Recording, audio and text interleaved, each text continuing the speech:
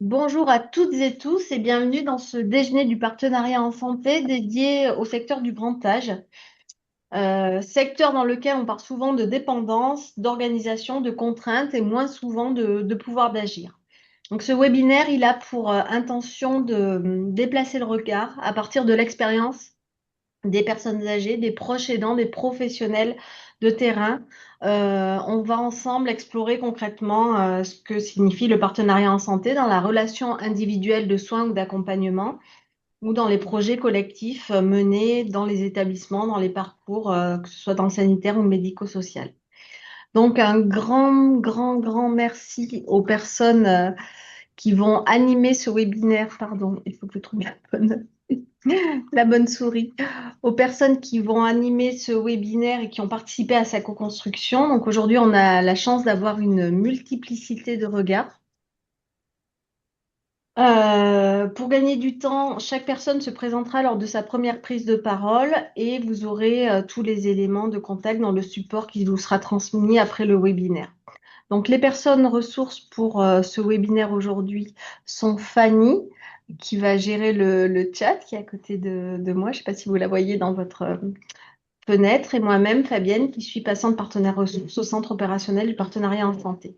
On aura 4 temps. En amuse-bouche, une petite intro pour les nouveaux. Ensuite, en entrée, une présentation des extraits du travail d'enquête de Laurence Alidor dans des EHPAD du Lot.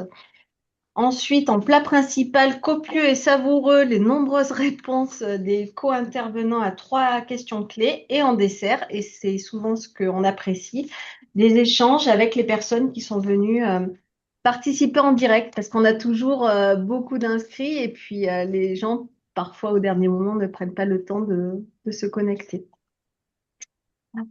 Du coup, en 2 mots pour rappel, le partenariat en santé, bah, il s'agit de penser et agir ensemble, les professionnels du système de santé et les personnes concernées par une vulnérabilité en santé, donc la maladie, le handicap et le grand âge, si tant est que c'est une vulnérabilité, dans la relation, dans la vie de tous les jours et dans la relation individuelle de soins ou d'accompagnement et dans les projets collectifs.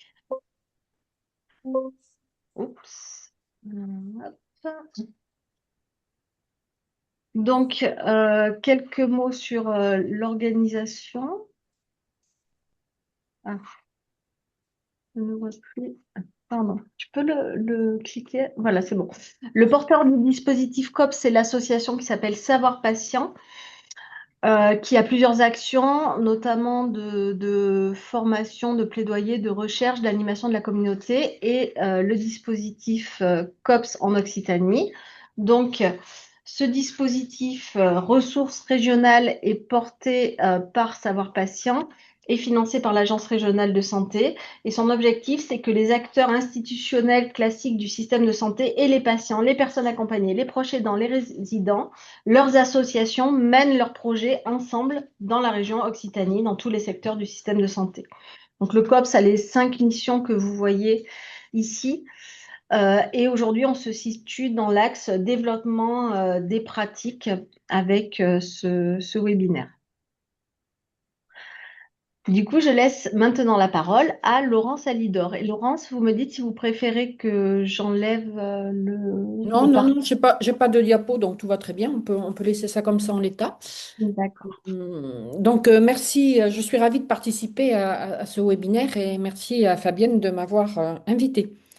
Euh, je me présente rapidement. Donc, je suis aujourd'hui retraitée, mais j'ai été précédemment donc directrice des solidarités au sein du département du Lot. Et en 2010, j'ai été également directrice de la délégation territoriale de l'ARS dans ce même département. En fin de parcours professionnel, là, récemment, au sein du département du Lot, j'ai été amenée à travailler sur le rapport que vous voyez et qui, je crois, va être mis en ressources sur les enjeux et les défis du vieillissement dans ce département. Et j'ai posé quelques pistes d'évolution qui me semblaient pertinentes à interroger sur les réponses à apporter. Juste deux chiffres pour le Lot, pour vous situer un peu le contexte lotois. Aujourd'hui, dans le Lot, les plus de 65 ans représentent 31% de la population. versus 21% dans l'Occitanie. Donc, on est déjà un département vieillissant. En 2040, la part des 65 ans et plus sera dans le Lot de 40% versus 25% en Occitanie. Donc, nous sommes déjà au-dessus de l'Occitanie et ce vieillissement va s'accélérer, d'où l'importance du sujet et de cette mission. Donc, je remercie rapidement le président du département et le directeur général des services du Lot de m'avoir permis ce travail. Donc, comment s'est fait ce travail? Je suis allée voir bien sûr ce qui se faisait ailleurs, ce qui se faisait en France notamment. J'ai interrogé plusieurs domaines et ça démarre un peu ce sujet du partenariat qui est aujourd'hui le nôtre, hein. Donc, j'ai élargi très vite ma réflexion à la sociologie, à la géographie et bien sûr à l'ensemble des acteurs du terrain et aux personnes âgées. Et là, j'arrive au cœur de notre sujet, de notre thématique aujourd'hui. C'est à ce titre, effectivement, que j'ai été invitée. C'est pour vous parler de ce travail que j'ai fait par le biais de focus group auprès de 69 personnes. Alors, c'est 69 personnes âgées, mais il y avait également des accompagnants qui ne sont pas comptabilisés dans ces 69 personnes que je suis allée entendre au sein des établissements pour personnes âgées du département qui se sont portés volontaires, que ce soit des résidences autonomie, des MARPA ou des EHPAD. Chaque fois, c'était des réunions donc avec les volontaires des établissements sur des durées d'1h30 à 2 heures. Les questions étaient simples. Il ne s'agissait pas pour moi d'évaluer le fonctionnement de la structure, mais c'était des questions beaucoup plus larges sur le parcours de vie et l'expérience de ces personnes-là. Dans votre parcours de vie, que faut-il améliorer? Que faut-il supprimer? Que faut-il absolument garder et que faudrait-il inventer?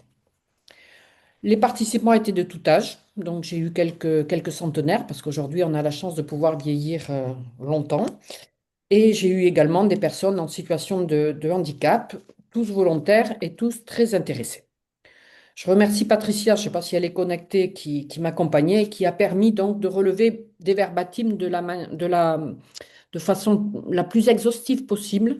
Ces verbatims, vous ne les aurez pas parce que je m'étais engagée auprès des personnes que ça reste anonyme et que ces verbatims soient restitués aux EHPAD. Mais vous aurez bien sûr dans le rapport qui est cité là une synthèse sur laquelle je m'appuie aujourd'hui.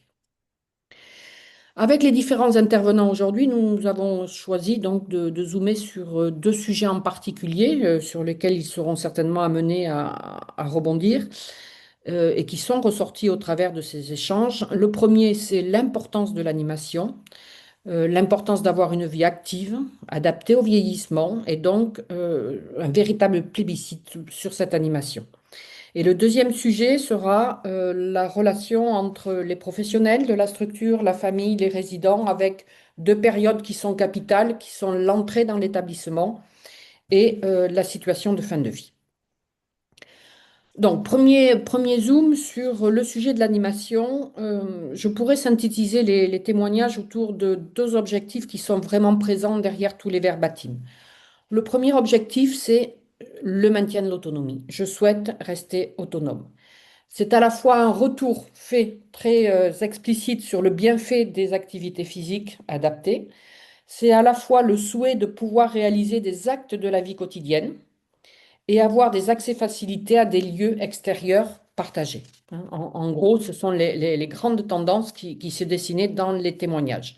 Si je reprends quelques verbatims pour illustrer tout ça, j'ai entendu par exemple, on vieillit bien quand on peut faire des choses. Vous remarquerez que très spontanément, c'est la définition que donne l'OMS au bien vieillir. Faire des choses qui nous plaisent, c'était quelque chose qui remontait assez souvent. Et donc, cette revendication, on va dire légitime, de pouvoir choisir l'activité. À ce sujet, j'ai eu, à contrario, dans les choses à améliorer ou à abandonner, le fait que, quelquefois, dans certaines structures, le collectif est trop présent et efface ce souhait individuel. Je vais prendre un exemple. Dans un établissement, une dame voulait faire avec une copine et peut-être une deuxième, je ne me souviens plus si c'était une ou deux, du tricot. Donc, ça demandait rien, sauf la mise à disposition éventuellement d'aiguilles et un temps pour faire du tricot. Et il lui a été répondu, mais non, vous n'êtes pas assez nombreuses, c'est une animation qui n'intéressera pas assez de monde. Donc vous voyez ce poids du collectif qui peut venir contrarier certaines envies et une demande légitime donc d'avoir du choix. Sur, euh, sur l'animation, le deuxième souhait très fort est celui d'avoir un réseau social riche et des échanges. Ça renvoie à des EHPAD ou des résidences autonomie avec des lieux ouverts sur l'extérieur. Donc j'ai eu plein d'exemples qui sortaient là des échanges. Pourquoi on n'aurait pas un café? Pourquoi on n'aurait pas un jardin public qui soit le jardin de l'EHPAD et qui soit aussi le jardin public du village? Et il y a également très nettement le souhait d'apporter son expérience au service d'autres publics. Et là, très clairement, on m'a dit, oh, c'est bien, de temps en temps, on reçoit les enfants des écoles, mais c'est pas suffisant. Nous avons une expérience et un savoir-faire qui peut intéresser plein d'autres personnes, y compris des personnes adultes actives. Donc, il y avait vraiment ce sentiment de lutter contre, enfin plus que le sentiment, l'expression de lutter contre l'idée que n'est pas simplement, quand on est personne âgée, un coût pour la société, mais que l'on peut servir, qu'on a une utilité sociale et expérientielle. Donc, c'était fortement, fortement donné. Donc, voilà un peu en résumé sur l'animation ce que je pouvais dire. Et sur le deuxième point que nous avons choisi de traiter, c'est donc le sujet de la relation entre la famille, les professionnels, la personne résidente, au sujet donc de deux périodes de vie importantes qui sont l'entrée dans l'institution et la situation de fin de vie. Le sujet de l'entrée dans l'institution. Très majoritairement, ce moment est vécu comme subi traumatisant pour la personne, mais aussi pour les enfants ou des aidants informels. Dans les témoignages, il est vrai qu'il est relaté des délais très courts entre l'idée d'aller dans une institution, la décision et l'effectivité de la décision. Vous savez tous, là, autour de notre table virtuelle, qu'il y a Via Trajectoire qui est utilisée, qui est une plateforme de service. Et très souvent, une fois qu'on a rempli ça, qu'on a émis des vœux, la famille a pris le temps en amont, effectivement, de visiter certains établissements. Mais on reçoit un coup de fil et on nous dit, ben, j'ai une place dans l'EHPAD, mais j'ai besoin de votre retour dans les 2 ou 3 jours. Et c'est ça qui est vécu difficilement parce que c'est un changement radical de vie et on laisse à la famille effectivement peu de temps pour passer à cette effectivité. L'entrée à l'EHPAD est souvent aussi fait pour des raisons de rapprochement familial. Et les personnes âgées nous disent, c'est pour sécuriser mes enfants, c'est pour éviter d'être un fardeau pour mes enfants. Certes, mais quand on prolonge un peu avec elles, bien sûr, la situation est idéale, c'est de rentrer à l'EHPAD dans le village dans lequel on a vécu parce qu'on garde le réseau social et on a les enfants. Mais quand il s'agit de déménager de plusieurs kilomètres, c'est beaucoup plus compliqué. Et certaines personnes euh, témoignent du fait qu'elles auraient préféré rester dans leur village d'origine et éloignées de la famille. Voilà. Donc c'est quelque chose à prendre en considération. Et lorsque le déracinement est important, se pose également un autre problème, alors qui est un problème certainement plus prégnant dans le département du Lot, c'est l'accès à un nouveau médecin, l'accès à un nouveau dentiste. On a sur ces professions tellement de tensions aujourd'hui dans le département qu'ils ont du mal à prendre de la patientèle. Et donc, il y a aussi cette inquiétude de ne pas avoir le soin dentaire ou le soin de médecine suffisamment rapidement. Enfin, je terminerai là, je dois être à peu près à la limite de mon temps, mais Fabienne, n'hésitez pas à me faire coucou si ce n'est pas le cas. Il y a le sujet de la fin de vie, qui est abordé spontanément par les personnes âgées en EHPAD et de manière systématique dans les 6 groupes que j'ai pu rencontrer. À ce sujet, deux souhaits forts ont été exprimés. Celui de pouvoir, en premier lieu, décéder dans l'établissement. Et il y a des situations qui faisaient référence à des transferts en milieu hospitalier, notamment quand la décompensation, le problème médical arrive en fin de soirée, que l'EHPAD n'a pas les ressources suffisantes, que c'est peut-être aussi le vendredi soir et que cette contrainte ressources est plus forte. Et donc la crainte, c'est d'aller à l'hôpital alors que la personne souhaiterait rester au sein de l'EHPAD. Et enfin, le deuxième souhait exprimé fortement, c'est celui de pouvoir être accompagné par la famille en favorisant la présence possible de la famille au sein de l'EHPAD. C'est certainement fait dans beaucoup d'établissements, mais c'est un point qui est apparu comme pouvant être à améliorer en ayant des espaces privilégiés pour ça, notamment autoriser la famille à pouvoir rester couchée, pouvoir manger auprès de la personne âgée, etc., etc. Sur ce sujet de la fin de vie, au cours de ces échanges, quand il y avait du personnel de l'EHPAD présent, ce personnel a souvent pris la parole pour dire mais moi, je suis en demande de formation, je suis en demande d'appui, d'expertise supplémentaire pour accompagner les personnes âgées là-dessus. Il y a manifestement là un sujet qui est suffisamment difficile et qui mériterait certainement un accompagnement supplémentaire du personnel. En tout cas, le personnel présent a exprimé ce sujet. Voilà, en gros et de manière très succincte, résumer les apports de ces quelques 12 heures d'échange avec les personnes âgées rencontrées. J'ai trouvé que les échanges étaient très riches, très positifs, très bienveillants, porteurs de plein d'initiatives faciles à mettre en œuvre.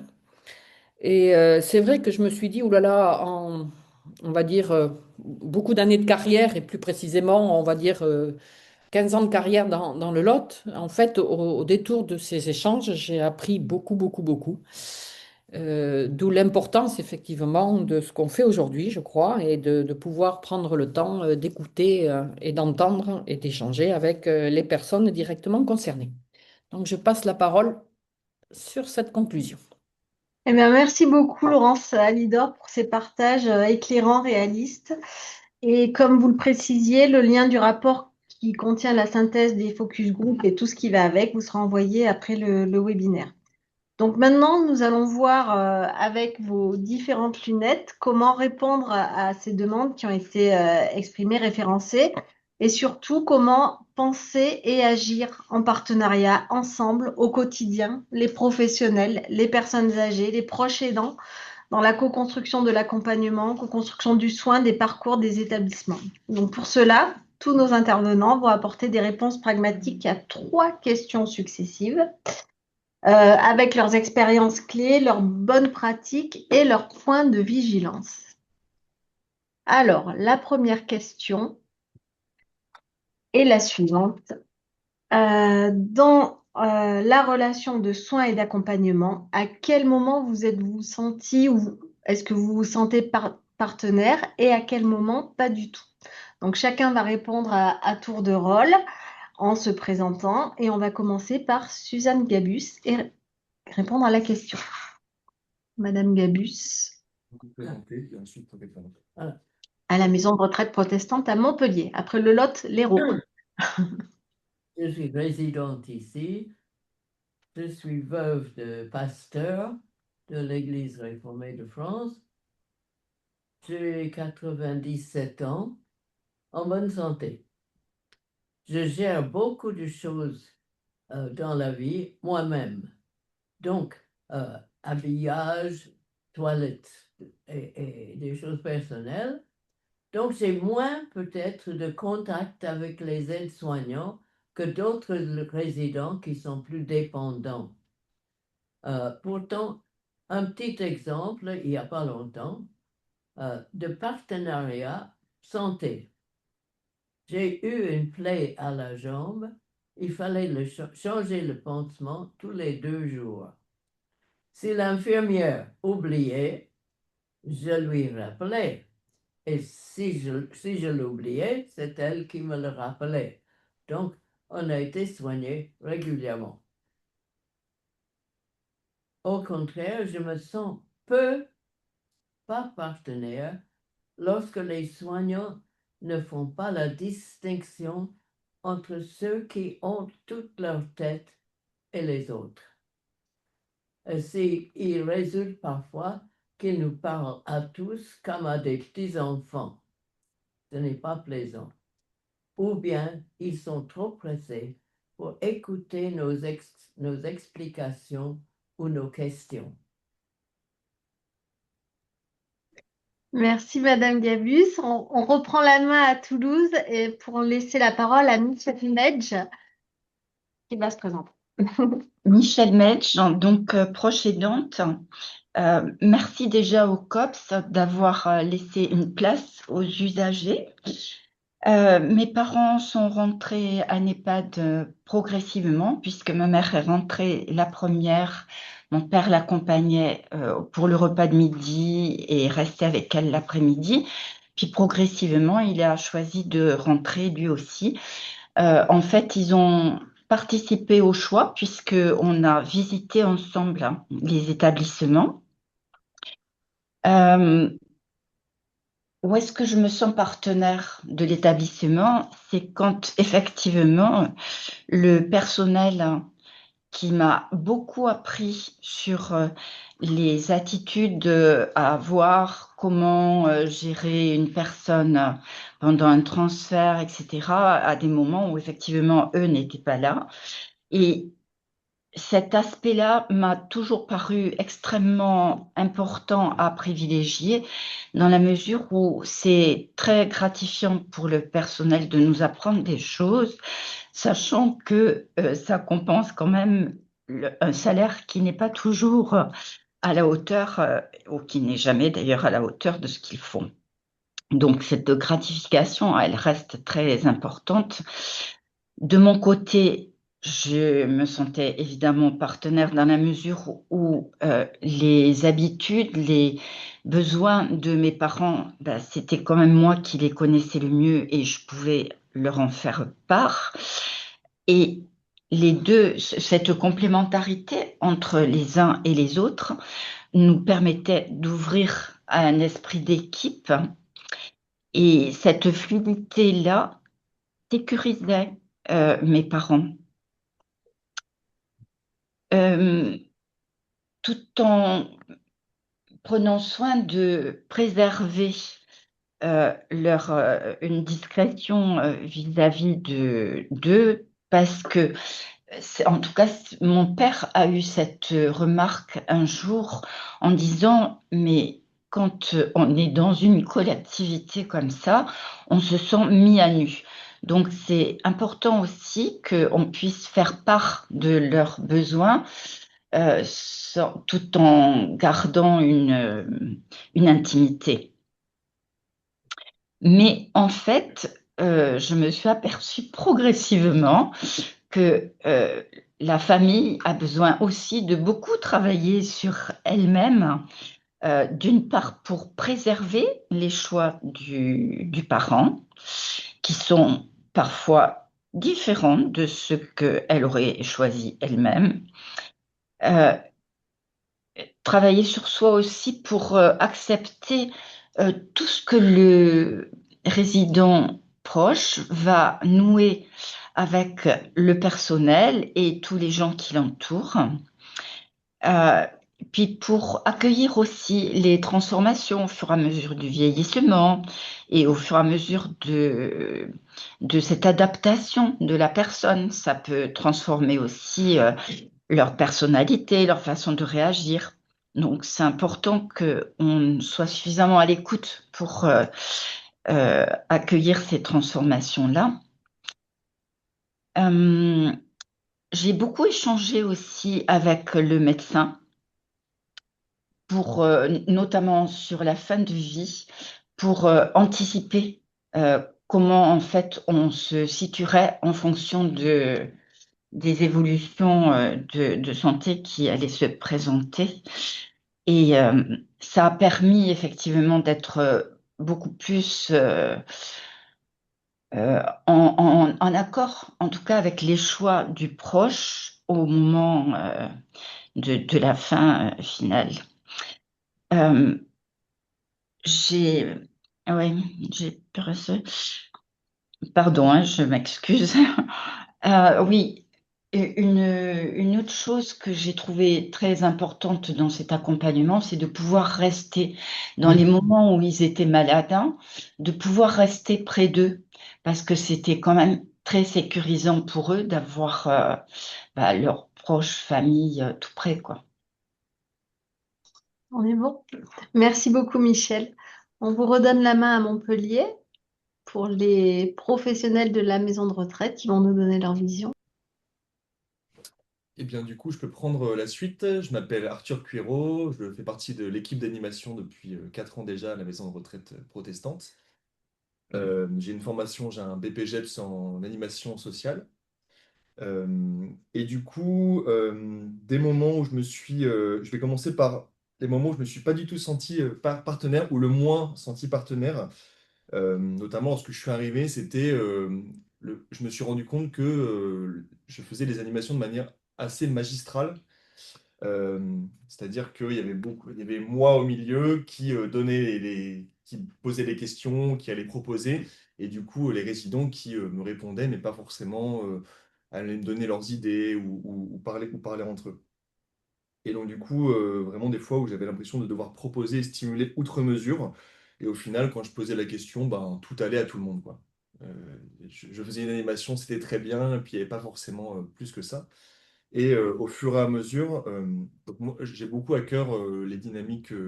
J'aime beaucoup ce terme qui est pas trop utilisé en France encore, l'empowerment, l'empouvoirment. Tout ce qui a trait justement à l'épanouissement et l'émancipation. Et du coup, je trouve que c'est beaucoup. Les dynamiques collectives, elles proviennent de dynamiques individuelles. Et du coup, comment est-ce qu'on favorise des dynamiques d'épanouissement personnel individuel? Et du coup, après, comment est-ce que on le met en place dans le groupe? Et du coup, ça, j'y arrive de plus en plus lorsque, pour moi, à mon sens, la relation elle a une forme d'horizontalité. C'est-à-dire que, pour moi, dans le partenariat, il y a des échelons de participation. Et au début, on peut très peu participer. Et plus on participe, plus on peut se considérer, à mon sens, partenaire. Euh, et du coup, ce qui nous aide là-dedans, donc c'est par exemple les commissions, la commission animation, quand on va poser des questions dans les différents étages de qu'est-ce qui vous plairait, comme le disait Madame Alidor tout à l'heure, qu'est-ce qui est bien, qu'est-ce qui serait à transformer, qu'est-ce qui serait à enlever, qu'est-ce qui serait à changer. Euh, Au sein des ateliers qu'on met en place, par exemple dans les ateliers artistiques qui sont des ateliers de théâtre, on est en train de mettre en place une pièce de théâtre où au fur et à mesure, c'est la troisième année où on le met en place, et à chaque année on essaie de pousser un peu plus le partenariat, comment est-ce qu'on peut prendre les idées, que ce soit des idées de texte, que ce soit des idées de mise en place, etc. Et de plus en plus, il y a des résidents qui en viennent à proposer des ateliers. Donc, Madame Gabu, par exemple, qui a proposé un atelier, enfin une séance de prière, donc avec un petit groupe qui se mettent en place eux-mêmes le samedi matin. Il y a un club de lecture qui souhaite voir le jour aussi, et notamment un monsieur, un de nos résidents, qui souhaite mettre en place des ateliers d'espagnol. Et voilà pour moi. Donc oui, si une dernière chose, à mon sens, c'est plus l'idée vient du groupe et de la personne, et plus j'ai juste à tutorer, c'est-à-dire à vraiment coordonner et faire avec, pouvoir poser des questions un peu comment vous le verriez, qu'est-ce qui pourrait être mis en place, et du coup, moi, d'être, peut-être de reformuler un petit peu les questionnements ou les réponses, mais où j'ai vraiment l'impression d'aider la personne à travailler avec sa propre matière, la personne ou le groupe à travailler avec sa propre matière. Et voilà, j'ai dit. Donc, bonjour à tous. Moi, je suis Léonore Vialard-Fortier, donc psychologue clinicienne et coordinatrice à la MRP. Ça fait 1 an et demi que je travaille ici aujourd'hui. Donc, en tant que psychologue, forcément, le partenariat, il est un peu au cœur du métier. En tout cas, même dans notre formation, c'est vraiment ce qu'on apprend, puisqu'on est des professions qui avons une certaine expertise du fonctionnement psychique, mais on accompagne des personnes qui ont une expertise d'eux-mêmes. Donc, on est vraiment dans une logique de faire avec. Après, évidemment, sur le terrain et dans les institutions, c'est toujours plus compliqué. Il y a toujours des situations plus difficiles, que ce soit avec des personnes qui ont des gros troubles cognitifs, qui sont dans le refus de soins, qui du coup parfois peuvent vivre les situations comme subies et contraintes. Donc là, c'est toujours, on essaye d'accompagner au mieux, mais ça peut être toujours plus difficile, notamment pour les équipes qui se sentent un peu, qui ont l'impression de mal faire ou de forcer. Mais voilà, donc c'est tout cet accompagnement-là aussi à faire derrière. Et on y reviendra après, mais du coup, c'est pour ça que le lien aux familles est aussi du coup très important dans les accompagnements au quotidien. Voilà. Oui, bonjour. Donc, je suis le docteur Robert Lestume, médecin coordonnateur dans la maison de retraite, médecin généraliste en ville. Et j'ai aussi peut-être une double casquette parce que comme on a du mal à avoir des médecins généralistes qui viennent jusqu'à la maison de retraite, je suis le médecin de 85% des résidents. Ce qui est quand même un gros avantage, il faut l'avouer, parce que finalement, je suis là tous les matins. Et tous les matins, nous essayons avec les soignants, donc essentiellement les infirmières, mais aussi avec les aides-soignants, on fait un petit peu le point sur l'état de santé de nos résidents. Donc au quotidien, on peut intervenir. Et c'est vrai que c'est important, bien évidemment, dans les phases aiguës, puisqu'on arrive quand même à gérer les problèmes, et dans des phases aussi dont vous avez parlé, bien évidemment, c'est les fins de vie. Nous, je reviens sur le côté social, parce que vous avez parlé du problème social. C'est vrai que vous avez parlé de problème d'adaptation. C'est vrai que, je dirais, mais la directrice va vous le dire, on n'a quasiment eu jamais une personne qui est repartie de la maison de retraite. C'est-à-dire qu'en fait, on a quand même passé, elles ont toutes passé cette phase d'adaptation, et même je dirais que beaucoup de personnes qui ont un certain âge retrouvent du lien social qu'elles avaient complètement perdu. Parce qu'il faut avouer que souvent, moi je viens à domicile, et ce sont des personnes qui sont bien sûr très attachées à leur domicile, mais qui ne voient quasiment plus personne, si ce n'est les soignants, parce que ce sont quand même des personnes qui ont perdu de l'autonomie. Donc il y a quand même des soignants qui viennent à domicile, entre les infirmières et les kinésithérapeutes. Donc, ça, c'est je voulais en parler. Après, pour ce qui est donc du fonctionnement de la structure, il est évident qu'on essaie de faire que les personnes gardent le plus d'autonomie possible. Donc, on a une présence importante de kinésithérapeutes au quotidien pour essayer de garder une autonomie physique. On a bien évidemment des infirmières et je crois que ce partenariat, moi personnellement, il est très fort au niveau, bien évidemment, au niveau paramédical, mais il est aussi avec les familles parce que je pense que toutes les familles ont mon portable, donc peuvent me joindre directement. Merci. Elsa? Et je voulais juste rajouter, voilà, que je suis aussi, j'ai une capacité de gériatrie et j'ai été médecin soins palliatifs dans une clinique pendant 15 ans, j'étais le responsable des soins palliatifs. Le terme palliatif me dérange, on en reviendra. Sur la fin de vie, je pense que dans 95%, on parle trop malheureusement de palliatif et pas assez de fin de vie naturelle. Donc bonjour, Elsa Balaneda, donc directrice de l'EHPAD Maison de retraite protestante et du SIAD Bois-Joli, donc basée à Montpellier, membre de la fine équipe qui tente d'accompagner au mieux les résidents qui habitent ici. Voilà, donc 91 personnes, dont Madame Gabu. Moi-même, donc très engagée dans le partenariat en santé, alors ça coulait pas de source aussi facilement. Bien entendu qu'il y a ma personnalité, ma curiosité. Dans mon parcours, j'ai travaillé dans le handicap, de travailler véritablement avec l'autre et pas se sentir en train de travailler pour l'autre. Donc cette importance de donner du sens, de comprendre le sens que l'autre peut avoir. Donc peut-être un travail autour d'une forme d'empathie. Et finalement, donc depuis 4 ans en tant que directrice, cette possibilité de travailler à l'organisation. Donc, ce que j'entends par organisation, c'est comment est-ce que j'arrive de ma place à accompagner les professionnels à être davantage dans un partenariat avec les résidents, c'est-à-dire de comprendre en quoi le résident peut leur apporter pour mieux faire leur travail. Et en contrepartie, comment le résident peut se sentir accompagnant auprès du professionnel pour que le professionnel ait les meilleurs repères et une meilleure prise en compte de la personne. Donc ça, c'est vraiment sur les relations individuelles. Mais moi, en tant que directrice, je vais essayer d'impulser tout ça grâce finalement à ce qu'Arthur appellerait si bien le recours à l'intelligence collective, qui me permet voilà, de travailler avec toutes les parties prenantes, donc que ce soit l'équipe pluridisciplinaire, mais aussi les partenaires, donc comme l'a dit le docteur, extérieurs, les kinés, ou bien les personnes qui vont venir pour faire des activités avec les résidents. Et une des principales ressources, quand elle est existante, c'est la famille ou l'entourage du résident également. Il faut garder en tête aussi qu'on est dans un contexte où il y a de moins en moins de familles qui ont l'énergie en fait de pouvoir participer à cet accompagnement-là. Donc on est aussi en train d'y travailler, donc là c'est plutôt avec Léonore, sur cette place que peut avoir la famille dans l'accompagnement. Alors quand je dis que j'y travaille avec Arthur sur certains aspects, dont la sollicitation d'intelligence collective, et avec Léonore sur cette partie avec les familles, c'est qu'en fait, ça va être les personnes ressources dans la maison qui vont elles-mêmes s'appuyer sur un noyau, on va dire, de résidents et qui eux-mêmes après vont le porter avec d'autres résidents. Donc voilà, donc c'est ce qui nous permet en fait de développer finalement cette écoute, cette entraide et donc une aisance à l'expression entre le résident, le professionnel, le résident, mais aussi les résidents entre eux. Parce que finalement, c'est aussi développer ce partenariat-là, donc dans la relation à l'autre, d'oser prendre sa place et du coup en se servant de tout ce qui constitue notre environnement. Donc vous aviez posé, voilà, donc je pense que tout ça, ça va expliquer en quoi je me sens ancrée dans le partenariat. Mais il y a aussi des limites, hein, et il y a des moments où je me sens pas du tout dans le partenariat. Et donc ça va bien être le côté négatif. C'est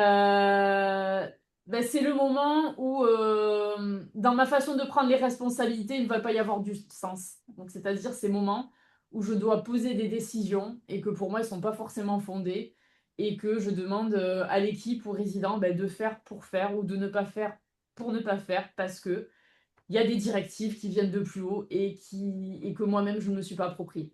Voilà. Donc, le fait de ne pas pouvoir travailler comme ça, en étant au clair et finalement en adhérant avec ce qui va motiver la décision, je pense que la limite va être là. Donc, du coup, cette limite est assez rare, mais de temps en temps, elle est malheureusement existante. Voilà. Mais dans le quotidien, je pense avoir résumé.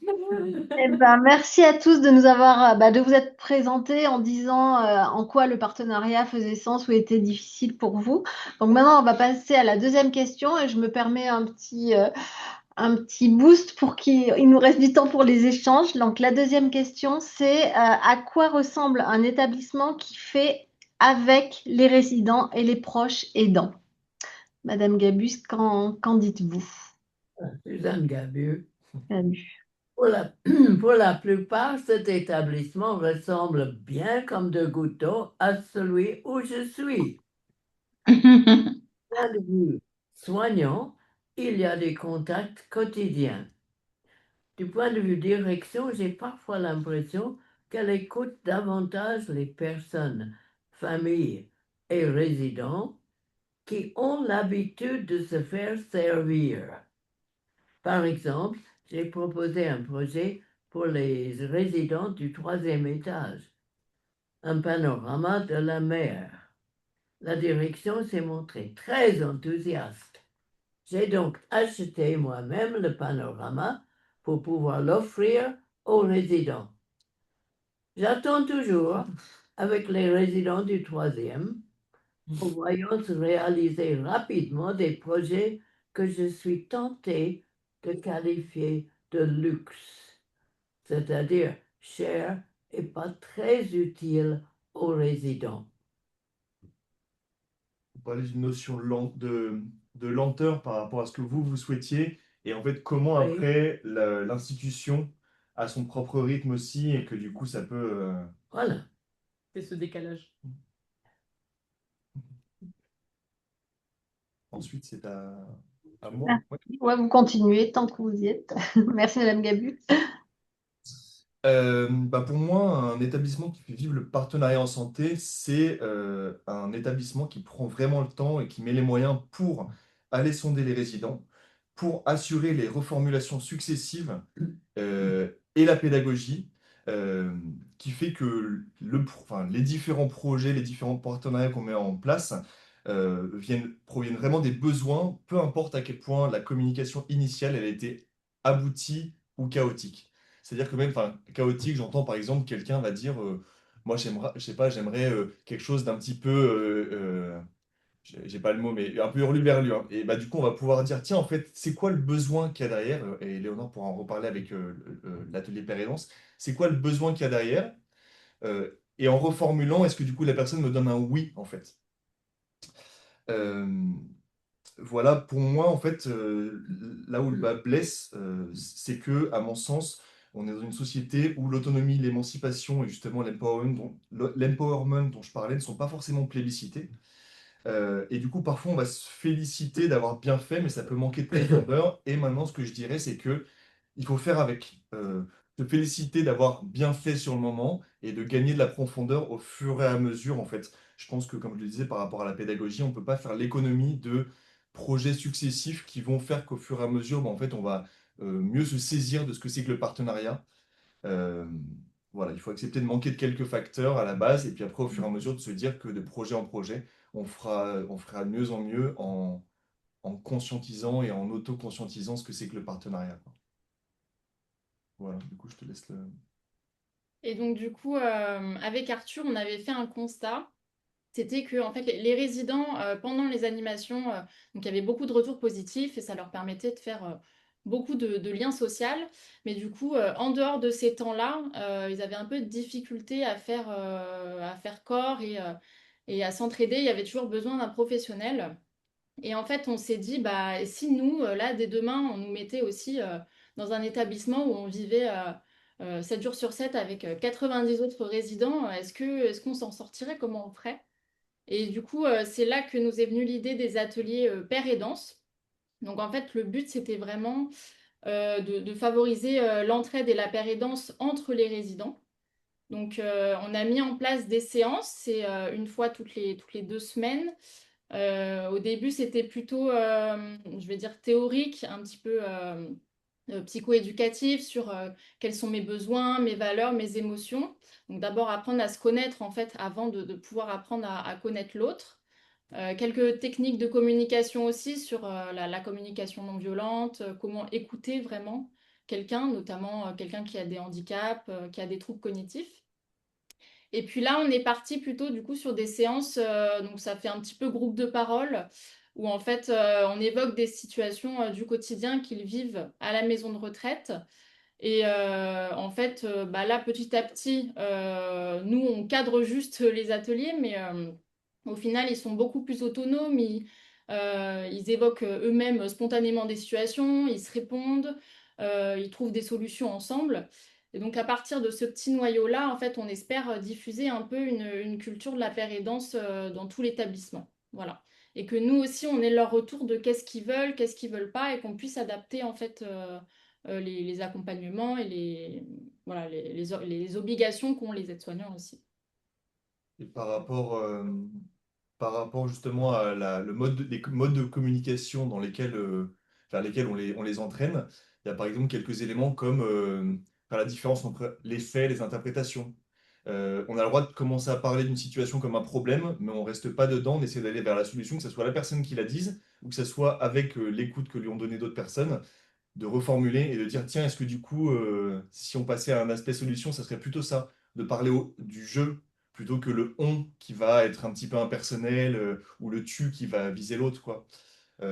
Voilà, et du coup, progressivement, ils se saisissent. Enfin, certaines personnes s'en saisissent et puis au fur et à mesure, du coup, d'autres personnes s'en saisissent et du coup, le but, c'est d'essaimer et au bout d'un moment, que ça aille au-delà de ce petit groupe qui décide lui-même de se réunir avec nous.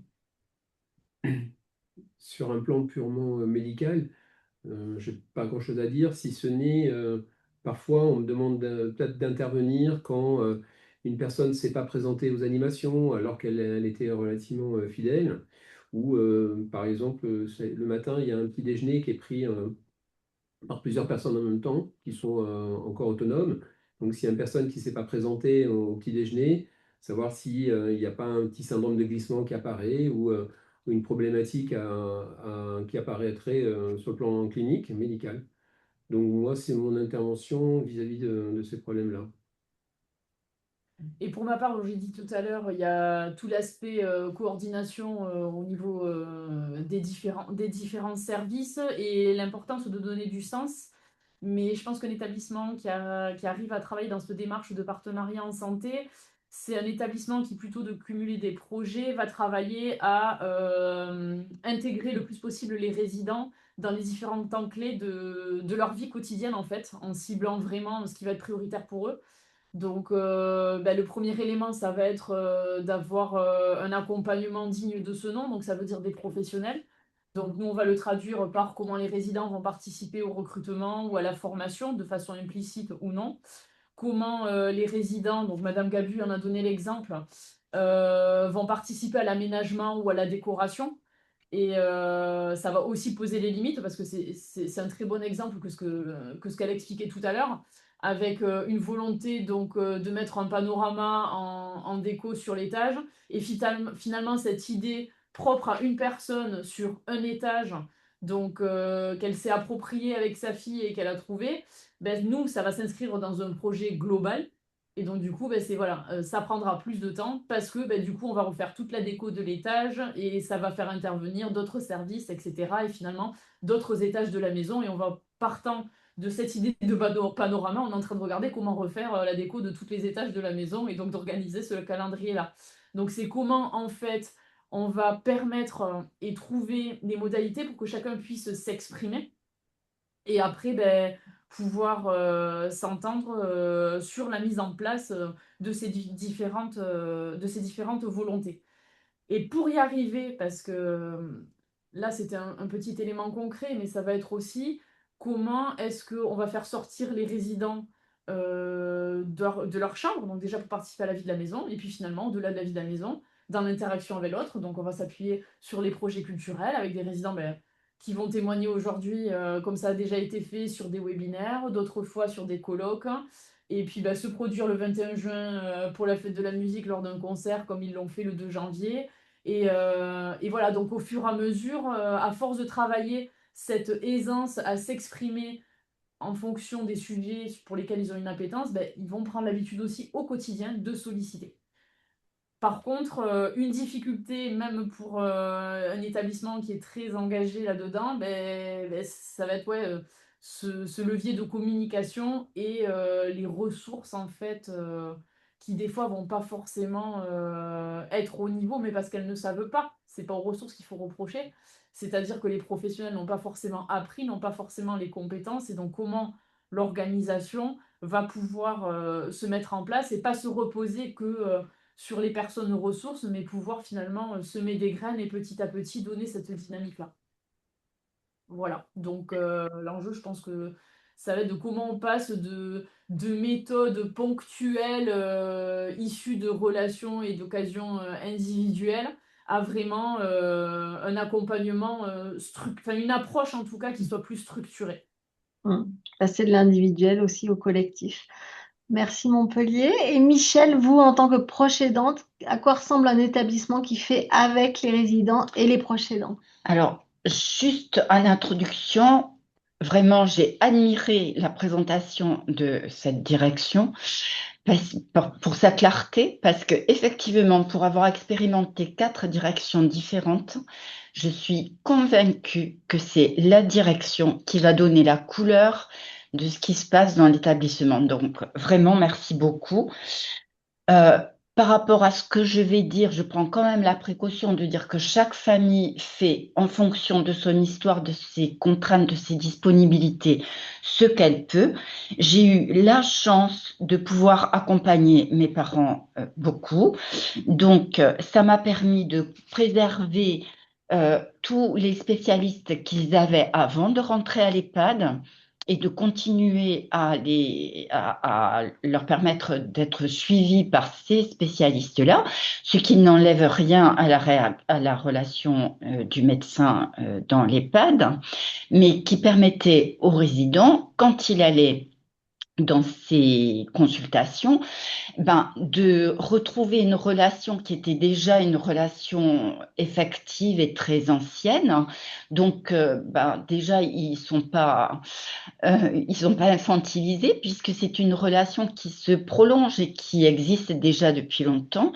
Ils sont sécurisés et effectivement, il y a aussi le fait que le médecin qui les consulte les connaît depuis longtemps, et donc on va beaucoup plus vite.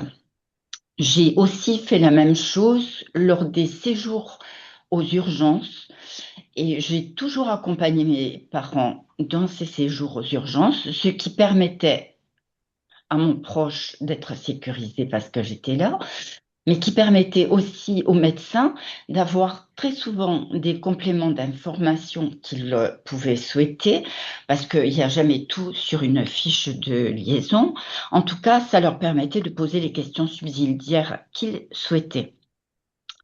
La relation avec le médecin, puisque chez nous aussi, bien sûr, le médecin coordonnateur était le médecin référent de beaucoup de résidents, cette relation privilégiée, enfin de confiance en tout cas qu'on avait pu établir, s'est vraiment révélée très très précieuse sur la fin de vie, puisque les infirmières n'avaient pas toujours le temps d'être suffisamment proches du résident pour repérer les symptômes de quelque chose qui était en train de se déclarer, alors que, bon, comme j'étais là et que je connaissais très bien mes parents, je voyais dès les premiers symptômes qu'est-ce qui était en train de se produire. Et le médecin a accepté que à défaut de repérage par les infirmières, que je puisse moi-même le tenir au courant de ces symptômes qui apparaissaient, et ça lui permettait à lui aussi d'intervenir beaucoup plus rapidement. Nous n'avions pas la chance d'avoir un médecin qui intervenait tous les matins dans l'EHPAD, hein. Donc, quand quelque chose se produisait en dehors de ces temps de présence qui étaient beaucoup plus nombreux que les temps dans ces temps d'absence, pardon, qui étaient beaucoup plus nombreux que les temps de présence, effectivement, cette relation de confiance est avérée très, très précieuse. Je surveillais tout aussi, quand même, les prises de médicaments, l'évolution des ordonnances, etc. Ce qui a quand même permis de corriger des erreurs de distribution parfois. Donc voilà, moi ça m'a paru toujours extrêmement précieux d'être présent jusque-là, puisque tous les EHPAD n'ont pas la chance de pouvoir le faire avec autant de présence que vous l'avez signalé.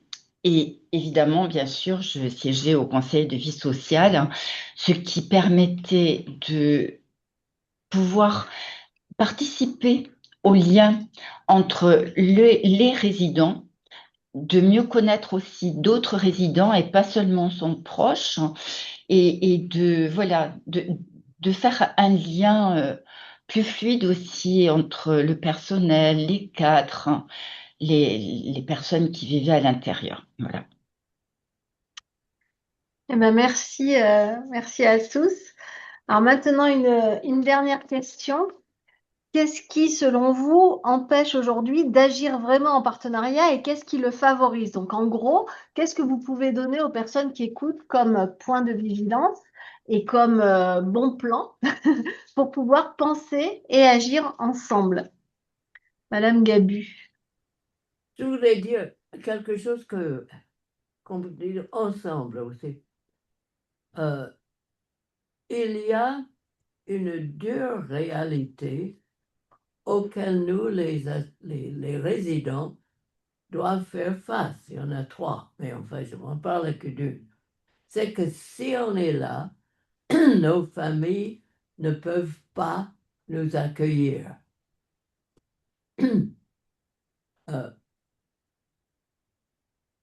Alors, nous sommes, oui, et parce que nous ne sommes plus capables de vivre seuls. Alors, je dois dire que cette maison où je suis accueille merveilleusement et nous donne une impression de vivre ces dernières années en vivant. Alors, il y a peut-être 2 moyens pour améliorer ce partenariat. L'un, c'est les grandes réunions où tout le monde est invité à dire en quelques mots sur un sujet, sur la nourriture, sur sur Les soins.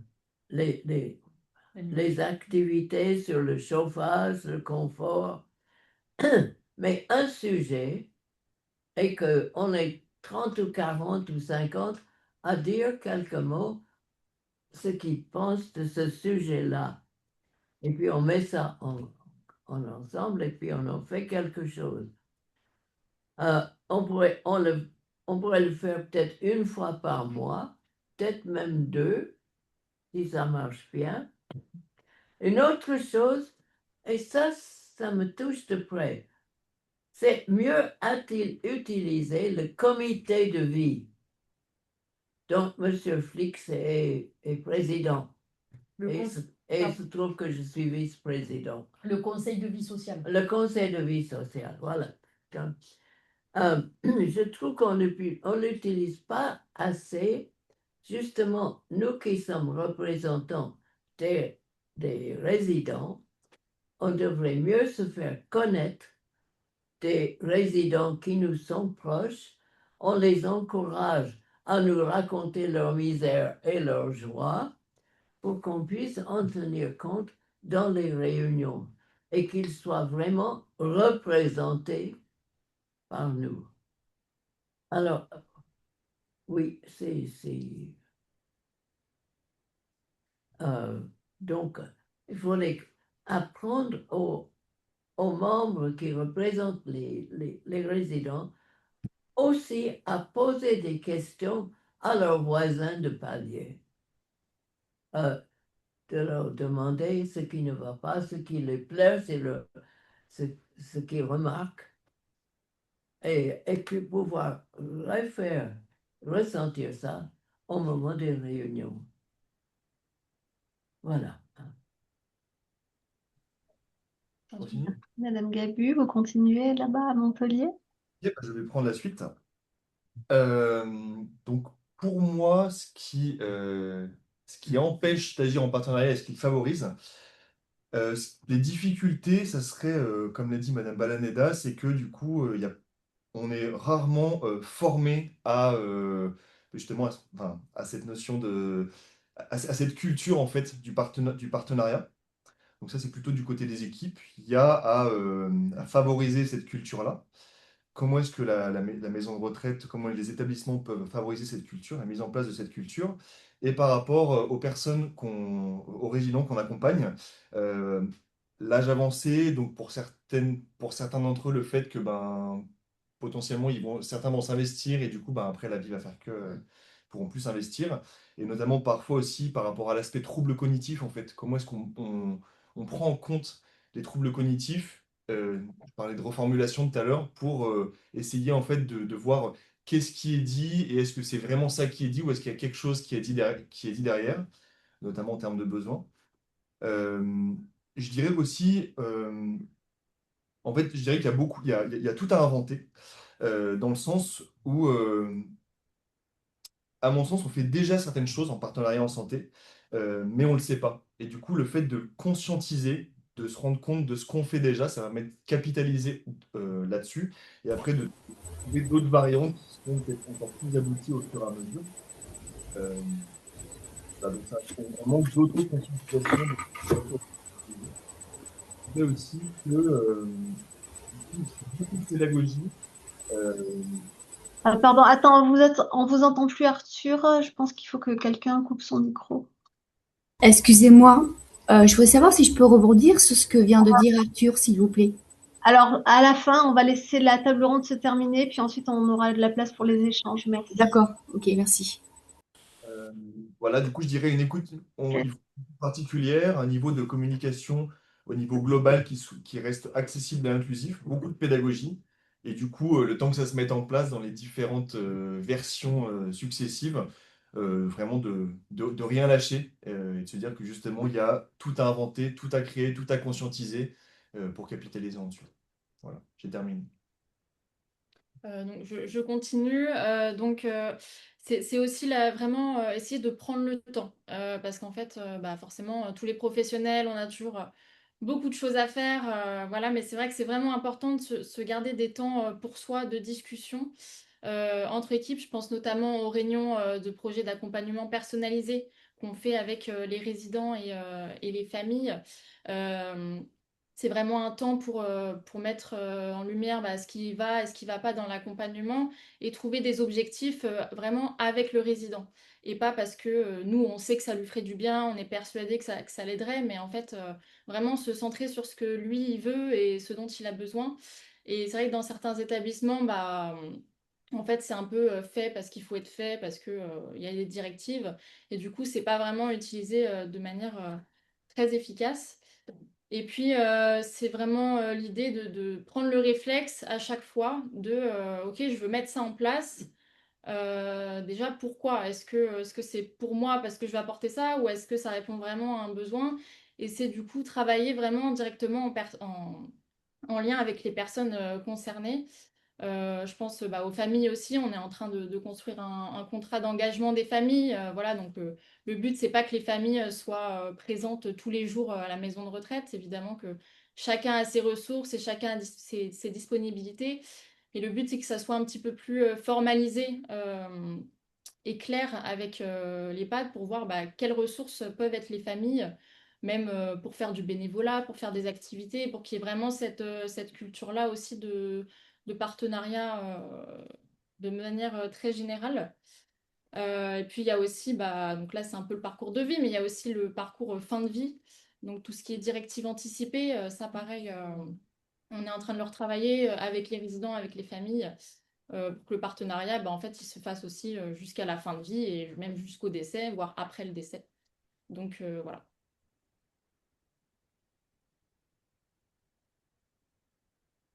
Sur le plan médical, et en même temps, je voudrais dire qu'en fait, avec la directrice, c'est vrai qu'on est en parfaite concordance et harmonie. Euh, on considère, et moi je considère ici, que ce n'est pas une annexe de l'hôpital. Donc, il faut dire aussi que ici, personne n'a une blouse blanche. Les soignants n'ont pas de blouse blanche. Elles ont une tenue tout à fait classique. Bien évidemment, elles ont, on les reconnaît quand même, mais on n'est pas dans le côté blouse blanche. Ça, c'est important.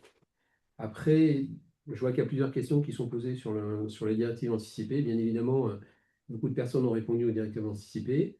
Sur le plan de la prise en charge, bien évidemment, j'ai moi, possibilité d'hospitaliser directement avec le service de gériatrie à l'hôpital. On évite absolument les urgences. Ça, c'est quelque chose qu'on évite vraiment. Alors au quotidien, sinon dans les phases aiguës, même dans les phases aiguës, on essaie de le faire, si ce n'est s'il y a des points de suture et que moi je ne suis pas présent, on va diriger vers les urgences. Après, pour ce qui est de la prise en charge en fin de vie, il est évident qu'on peut être aidé par une hospitalisation à domicile.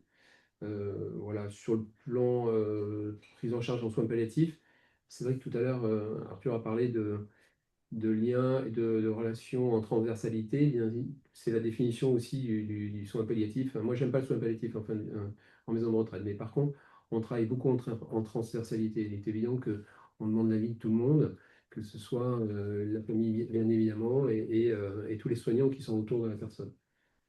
On a pratiquement, dans notre structure, on a pratiquement tous les décès qui ont eu lieu sur place. Pratiquement, on n'a jamais fait hospitaliser quelqu'un en fin de vie. Donc, on est vraiment, pour ça, à mon avis, on est une équipe vraiment qui est bien formée pour ça. Moi, personnellement, je fais des formations aussi auprès des soignants de manière régulière au niveau de la douleur, des problèmes de chute, problème de la prise en charge en soins en fin de vie. Et voilà. Donc, on est tous bien préparés dans ce domaine-là, je pense. Et pour ma part, donc la question, est-ce qu'il y a des freins? Oui.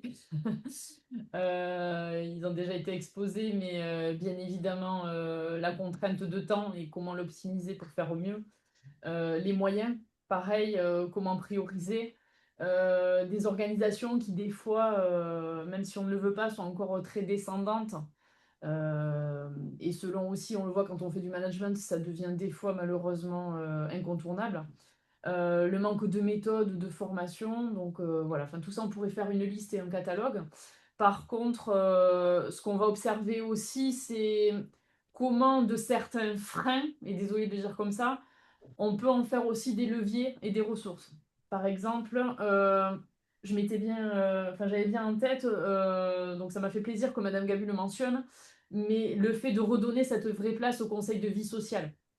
On a eu toute une évolution au niveau de la maison de retraite protestante, et aujourd'hui, de voir que notre principale difficulté pour ce conseil de vie sociale, c'est comment les résidents vont véritablement pouvoir recueillir les avis et paroles d'autres résidents. Bon, ben, ça traduit quoi? Une large victoire qui est qu'aujourd'hui, le conseil de vie sociale, c'est véritablement les résidents qui ont le lead et qui du coup le pilotent. Et nous, en tant que professionnels et famille, on est là pour accompagner, pour en prendre acte et puis pour voir être dans cette co-construction. On va aussi retrouver donc les familles, où des fois, oui, en tant que professionnel, en tant que résident, la famille peut représenter une difficulté parce qu'elle-même, elle a ses propres souffrances et son quotidien et sa culpabilité et que c'est pas évident d'avoir son parent qui vient emménager dans un établissement. Et donc, du coup, ben, le fait de pouvoir travailler tous ensemble, de poser ça et d'accepter de se retrousser les manches et finalement de voir ben, pour chaque famille comment est-ce qu'on va travailler finalement ce qu'on appelait le contrat d'engagement. Donc il n'est pas encore complètement sorti, mais il est en phase d'être travaillé, enfin il est en cours d'élaboration avec un groupe représentatif de familles. Mais déjà le fait d'y travailler, ça nous permet à nous professionnels et à certains résidents ben, de commencer à prendre conscience de ces évolutions-là. On va aussi retrouver ben, toute la partie pour les professionnels qui leur permettra de prendre du recul aussi et de s'autoriser finalement à être dans ce partenariat-là et à le faire évoluer. Parce qu'en fait, c'est ça. On parle ici de résident acteur, mais comment le professionnel aussi va se permettre de faire évoluer ses pratiques, de le partager pour finalement ben, que ça devienne une norme de pouvoir travailler dans ce partenariat-là. Donc là, concrètement, ben, il y a les groupes d'analyse de pratiques professionnelles et la participation à des groupes de travail entre pairs, donc au niveau des animateurs par exemple, entre psychologues sur, je sais pas comment vous appelez, les groupes où vous vous rencontrez, l'aumônier également, enfin voilà, en tant que directrice aussi, je côtoie d'autres directeurs avec lesquels on échange sur nos pratiques, on se remet en question et on trouve comment ben, faire évoluer au mieux. Mais malgré tout ça, donc du positif, mais qui demande plus, c'est que on se rend compte que forcément il y a des freins, mais sur le terrain, finalement, le partenariat, il marche et il permet d'avoir un quotidien où qu'on soit résident ou professionnel ou famille, on a plaisir à venir, à se côtoyer et à avancer ensemble. Ce qui nous manque vraiment, c'est un soutien, donc par ben, des financements ou des organisations qui nous permettent vraiment de faire en sorte que ce partenariat soit une priorité dans notre façon de travailler. Voilà. Donc, on s'est tous accordés à dire que finalement, ben, ce partenariat-là, c'est pas quelque chose qu'on improvise, on le vit nous au quotidien. Et donc, je conclurai en disant que nous, on est prêts. Merci. Merci Elsa. Et vous, Michel, en tant que proche aidante, pour vous, quels sont les points de vigilance et les bonnes pratiques pour le partenariat? La première chose que je mettrai en avant, c'est le respect mutuel des rôles de chacun pour favoriser la communication, avec évidemment une volonté de communiquer. Mais à partir de là, en fait, chacun peut oser prendre sa place et depuis sa place, peut participer à donner des idées, à faire part des observations qu'il a faites et qui vont tous ensemble dans cet échange permettre de trouver toujours des solutions plus favorables à celles qu'on avait imaginées précédemment. Le plus gros frein, forcément, c'est le manque de communication. Et j'aime bien que Madame Cabu ait effectivement mis en avant cette possibilité pour le Conseil de vie sociale d'aller à la rencontre des résidents, mais aussi des familles, parce que parfois les résidents n'osent pas toujours parler. Voilà, que cette communication puisse être la plus favorable possible. C'est tout. C'est bon pour vous? Et on peut peut-être laisser un petit temps pour Madame Alidor si vous êtes toujours là, parce que pendant qu'on a préparé tous ensemble ce webinaire, vous aviez aussi une idée sur la question. Et oui, et merci à notre directrice d'avoir interpellé quelque part les financeurs. Je faisais partie de ces financeurs précédemment et je crois qu'effectivement, on arrivera à avancer quand on aura un alignement de cette volonté politique. Là, on a eu aujourd'hui le témoignage d'une volonté politique au sein d'un établissement, la demande des usagers d'avoir et la reconnaissance des usagers par rapport à cette volonté politique, mais il faut aussi donc que les institutions autour et la volonté politique de donner la parole aux personnes âgées, et puisqu'on parle des personnes âgées aujourd'hui, c'est pas simple non plus au sein d'une institution, hein. Il faut savoir le faire, il faut savoir organiser cette prise de parole. Dans le Lot, on a organisé des assises du social thématiques. La dernière était sur les personnes âgées. J'attends avec impatience les actes de ces assises. Parce que ce qui me paraît important, et c'est pour ne pas faire de redites, c'est qu'une fois qu'on a pris la parole, il faut arriver à construire avec cette parole. Et ce passage de prendre la parole à la construction, c'est vraiment délicat parce que les institutions se sentent, comme certainement les directions d'établissement, se sentent dessaisies un peu, peut-être à tort, d'un pouvoir quelque part, hein. Donc, ce passage de la prise de parole à la solution, ça reste compliqué. Deuxième point sur lequel je voulais rebondir par rapport à tout ce que j'ai entendu, on a eu plein d'exemples de parcours. Et c'est vrai qu'aujourd'hui, la personne âgée, elle a besoin d'un parcours de vie. Et on va vers des parcours qui seront de moins en moins linéaires. Peut-être que demain, on aura un peu plus de domicile, établissement, retour domicile, etc. En tout cas, moi, j'ai eu cette expression très forte en disant, mais moi, je veux commencer par y rentrer de manière temporaire. Et puis, l'hiver, j'ai besoin de l'établissement, mais l'été, je suis très bien dans ma maison. Enfin, voilà, il y a eu cette expression-là. Donc, par rapport à ce parcours et ce que j'ai entendu, alors bien sûr, il faut de la coordination sur l'ensemble des membres du parcours. On a eu des exemples, coordination urgence, coordination médecine générale, mais j'irai un peu plus loin parce que ce qui a été exprimé dans les groupes que j'ai entendus, mais ça rejoint ce que certains ont dit aussi, c'est euh, j'ai besoin de construire avec les professionnels, la famille. Ben, une fois qu'on a construit avec des professionnels, on a besoin que ces professionnels soient stables. Et aujourd'hui, on arrive dans des établissements où il y a parfois du turnover important et on est toujours dans la redite, dans la reconstruction. Et donc, je pense que la première condition de réussite, c'est d'arriver à effectivement conforter les moyens et avoir une stabilité au niveau du personnel. Et j'irai même un peu plus loin.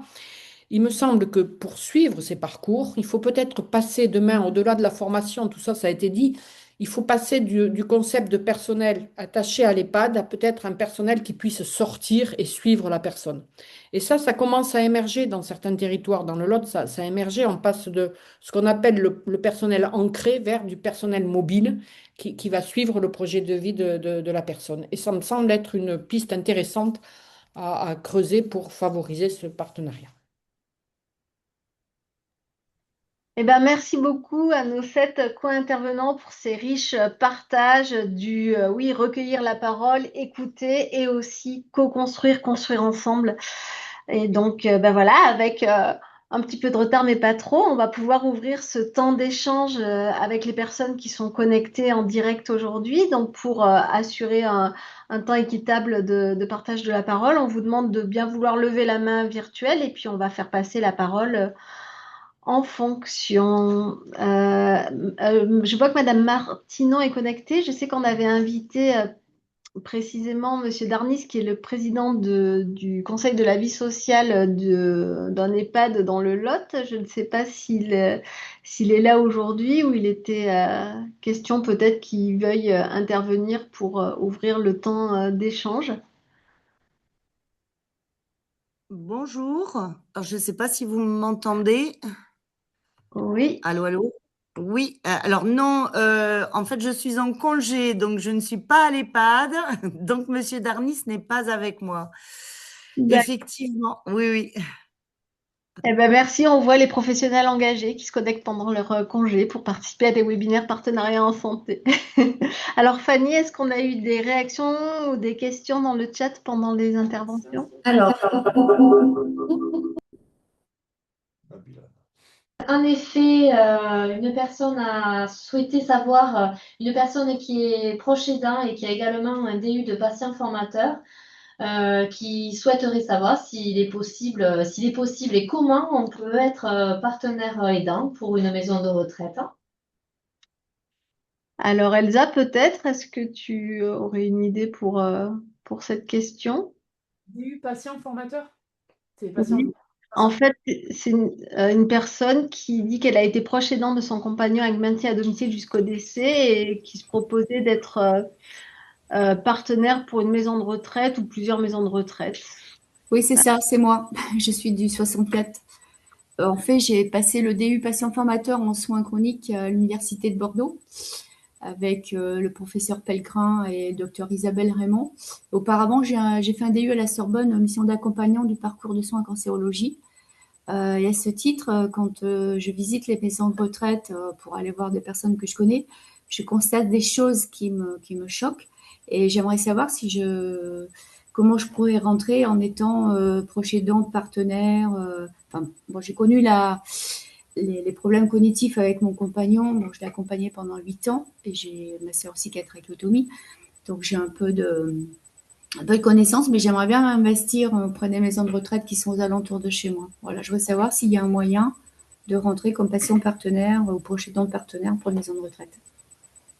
Ben là, je pense que directement par rapport aux EHPAD de votre territoire, ça va dépendre du projet d'établissement de fonctionnement de l'EHPAD, de sa gouvernance, de son projet social et stratégique. Après, je suppose qu'il existe des associations qui pourront, au même titre que peut-être le COPS, pourrait vous relayer et qui pourront vous orienter vers des établissements qui sont ancrés dans cette démarche-là. Mais C'est quel organisme? Pardon, j'ai pas bien entendu. Alors, je vais compléter si vous voulez bien. Merci Elsa. Vous avez sur le site partenariatensanté.org un répertoire cartographié des acteurs et des projets de partenariat en santé. Donc, où il y a à la fois des patients, des proches aidants, partenaires et des professionnels de santé et des établissements qui s'engagent dans la démarche de partenariat, qui se référencent et qui du coup peuvent entrer en contact de cette façon-là. Et je vois que Madame Martinon dit par le biais d'associations de bénévoles comme la BMEH. Et peut-être que ça serait intéressant, si ce n'est pas fait par des intermédiaires, d'aller directement taper à la porte des EHPAD. Je ne sais pas si vous serez reçus pour proposer vos services. Ouais, de toute façon, là, j'ai une intervention à l'IFC de Dax, donc je pense que je vais en parler aux médecins que je vais pouvoir rencontrer aussi. Voilà, merci. Il y a des associations aussi comme France Asso Santé qui peuvent vous aider sur place. J'y avais pensé aussi. Merci. Est-ce qu'il y a d'autres souhaits de prise de parole dans le public? Oui, non? Anne-Sophie Martin. Anne-Sophie Martineau? Non, peut-être pas. Non, je ne vois pas de main levée.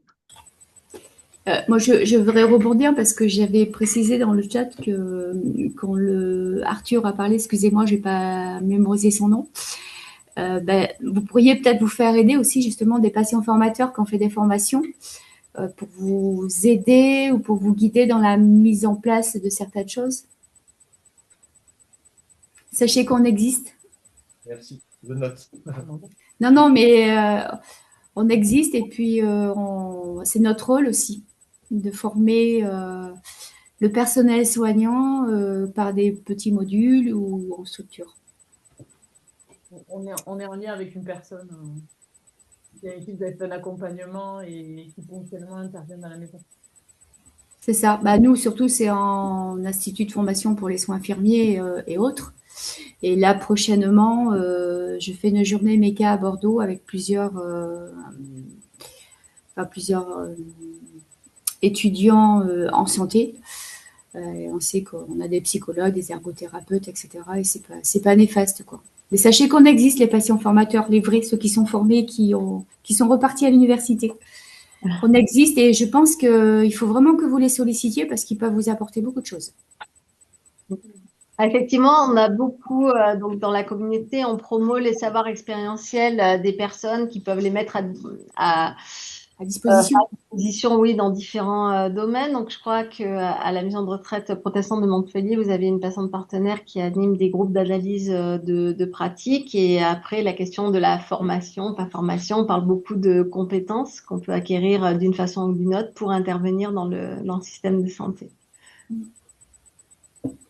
Est-ce que quelqu'un souhaite interroger nos co-intervenants après leur riche présentation, ou est-ce qu'entre vous, vous avez envie de creuser un sujet ou d'approfondir un message?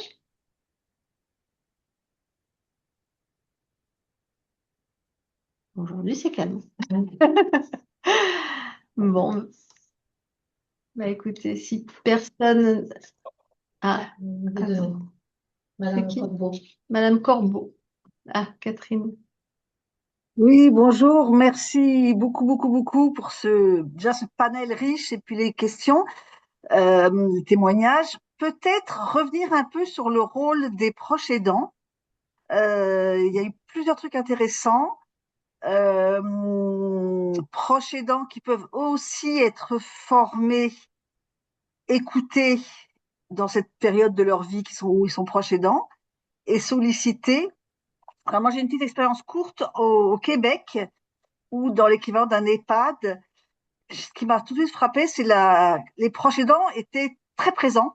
Ils avaient un bureau, ils avaient alors souvent c'était des bénévoles, souvent proches aidants actuels, voire anciens proches aidants de patients décédés, mais qui avaient trouvé là une équipe, un sens à leur temps libre. C'était quand même des retraités aussi. Et du coup, une vie collective de proches aidants qui, alors, peut-être pas toujours très confortable pour l'institution, quoique pour l'institution, un proche aidant tout seul qui pointe tout ce qui ne va pas, c'est pas forcément non plus confortable, mais à plusieurs, il y a une dynamique qui me semble très intéressante. Et je pense à des formations, à des temps, je ne sais pas si des formations ou d'échanges sur la fin de vie, bon, avec le contexte particulier du droit à la fin de vie, à mourir au Québec, mais où les proches aidants et les professionnels avaient des temps d'échange illustrés par des associations, des professionnels qui étaient intervenants, facilitateurs. Et je pense que quand on se forme ensemble, toute une équipe et les proches aidants, voilà, c'est aussi très porteur, il me semble, de dynamique et de choses qui peuvent émerger, et de soutien mutuel des proches pour leurs personnes vieillissantes, enfin bien âgées, des professionnels de différents niveaux, différentes fonctions. Ça aussi, beaucoup de communautés, beaucoup de gens qui n'ont pas forcément choisi les métiers d'aide à la personne, qui, pouvant participer à ces échanges, se forment aussi aux réalités du grand âge. Et je pense que miser sur la formation, c'est toujours une très bonne idée. Donc, la formation et le collectif comme deux leviers pour le partenariat. Alors, j'ai peut-être fait un pas de côté par rapport à la question phare du partenariat, mais comme facilitateur, ça me paraît déjà en cours, hein, bien sûr, mais à développer chez nous aussi. Se former ensemble et avoir des pools de partenaires, que ce soit des proches ou des patients ou des résidents. Et ça suppose d'ouvrir beaucoup la place aux proches aidants dans ces institutions. Avec des lieux, c'est tout bête, hein, mais des lieux où ils se retrouvent et où ils boivent le café. Qu'est-ce qui se passe comme échange dans ces temps-là? Excusez-moi, j'allais répondre. Merci Catherine. Michel? Non, mais c'est effectivement extrêmement judicieux parce que le Canada est beaucoup plus avancé que nous sur ce plan-là. et sur le plan de l'accompagnement d'une façon générale d'ailleurs. Alors, votre remarque, elle est d'autant plus pertinente que les familles, on les voit vraiment de moins en moins. Peut-être ça dépend des EHPAD, mais en tout cas de ma propre expérience, j'ai vraiment vu très très peu de familles. Et c'est vrai que si on ne va pas vers eux, alors c'est souvent le conseil de vie sociale ou tout simplement des gens qui sont motivés ou qui ont une motivation sur un sujet en particulier parce que ils ont remarqué une chose, voilà. Mais c'est extrêmement favorable, hein. Moi, je sais qu'à un moment, d'ailleurs, c'est pas moi qui aurais dû faire ça, hein. Normalement, c'est la psychologue qui aurait dû le faire, mais bon, il se trouve que dans l'établissement, on me l'avait demandé. Euh, En fait, à un moment, j'ai animé des réunions pour les familles, et c'est vrai que c'était un moment très privilégié parce que c'était plus facile pour les familles de dire à un non-professionnel. Donc, oui, ça a permis de faire émerger des choses que les gens n'auraient pas osé verbaliser tout seuls, quoi. Merci. J'en profite pour faire le lien avec deux beaux projets en Occitanie autour des proches aidants. Donc en Ariège, le pôle partenaire aidant qui rassemble tous les dispositifs d'aide aux aidants et qui fait du partenariat en santé un fil rouge de son développement et donc qui va créer un pool de proches aidants partenaires pour intervenir à différents endroits de différentes actions et différents endroits. Et le projet Proches aidants partenaires dans le Lot, sur le territoire du Grand Cahors, où 2 proches aidants partenaires vont être recrutés par le dispositif d'appui à la coordination pour venir en appui aux proches aidants à domicile de personnes en situation de soins palliatifs, de handicap ou de maladies neurodégénératives, et venir aussi en appui aux professionnels de santé. Voilà, donc place aux proches aidants, besoin de leur savoir expérientiel. Bon, bah écoutez, je crois qu'on est arrivé à peu près au bout du temps de partage. Donc vraiment, merci, merci, merci infiniment à toutes les personnes qui ont préparé ce webinaire avec nous, avec engagement, avec pertinence. Voilà, et merci aussi aux personnes qui sont venues participer en direct. On espère tous que ça leur a permis de montrer qu'il était concrètement possible de faire avec, de faire ensemble, plutôt que de faire seulement pour les personnes âgées. Donc, on vous enverra le replay de ce webinaire avec des ressources complémentaires qui ont été proposées par toutes les personnes qui ont participé aujourd'hui. Juste en 2 mots, les prochains rendez-vous du COPS dans le secteur médico-social. On a le 11 juin à Carcassonne une journée co-organisée avec le CREI-ORS et APF sur le partenariat en santé dans le monde du handicap, quand l'intervention par les pairs fait bouger les lignes. Et puis le 2 juillet, on a une visio-échange post-partenariat pour les personnes qui agissent déjà en partenariat en santé, venir partager leur expérience pendant 45 minutes en visio. Voilà. Donc, on vous remercie beaucoup, toutes et tous, d'être venus, d'être restés, et on envoie à la terre entière le replay de ce riche